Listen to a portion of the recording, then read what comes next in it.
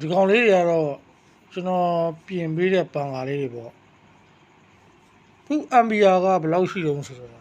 0.45 MBR ပဲရှိတယ်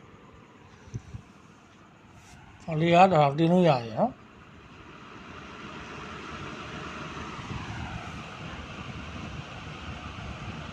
လေအားမရတင်ပါတော့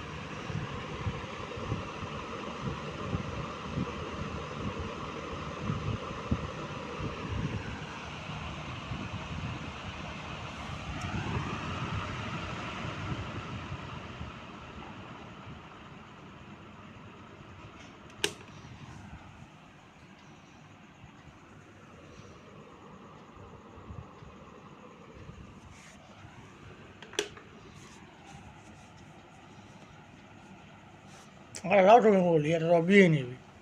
MBR မရှိဘူး MBR 0.45 ပဲရှိတယ်ဒီကောင်နဲ့ဆိုရင်